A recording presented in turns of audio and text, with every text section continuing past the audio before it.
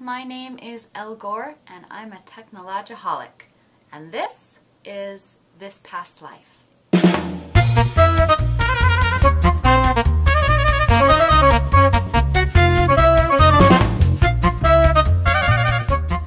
So, hi again, this is episode 4 of This Past Life.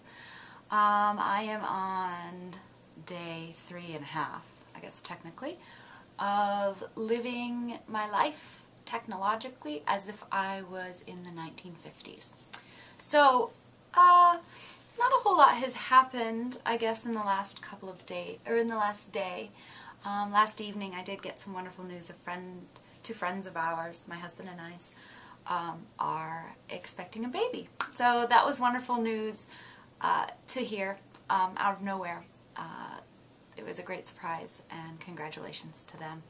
And then last night was supposed to be the first installment of a group I started called Coterie, which is a group of people that want to dress up and go to the cinema like it used to be in the old days.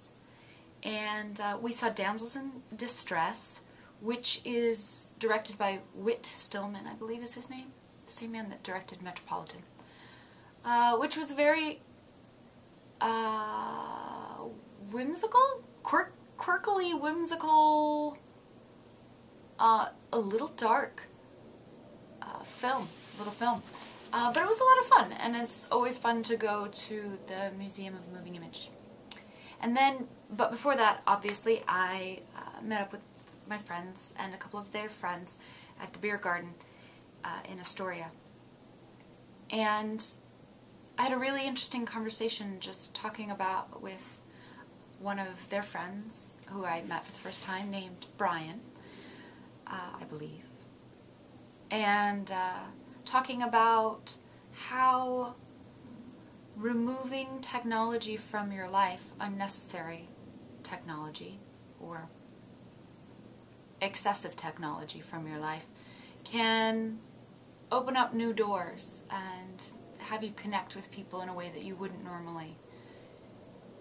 He went through sort of a similar situation where he just was really fed up, didn't know what to do, had to reevaluate. He had lost a job and or something of the sort, and had to reevaluate his life. And we ended up having a really great conversation about what that is to say, I know that something is going astray in what I'm doing right now, and I would like to make it better, but I don't know how, so let me just try to do something new.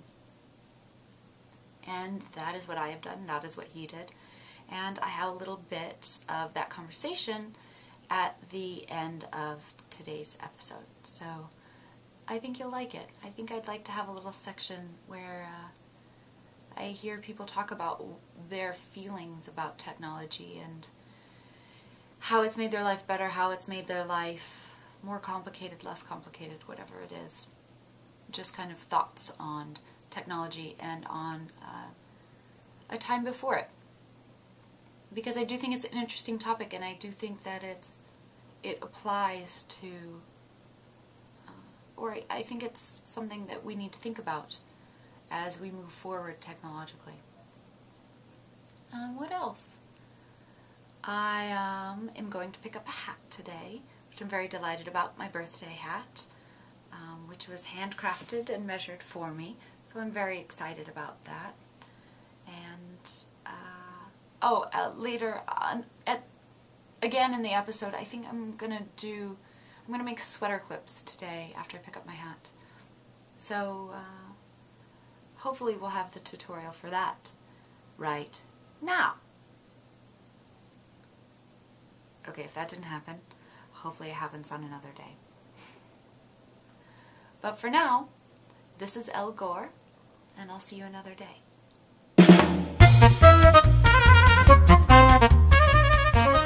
The story was, we were talking about your ability to connect with people and how when you drop technology, it removed sort of a barrier between you and connecting with other people. Mm-hmm. And it reminded me of this guy, Joseph Campbell, and he's a really famous guy in this country, but globally really, about the study of religion and myths. And he wrote a book called The Hero with a Thousand Faces, and it's about how culturally we come up with these myths that we think are unique and it's our thing, but really when you look across the globe, every society has almost these same exact myths.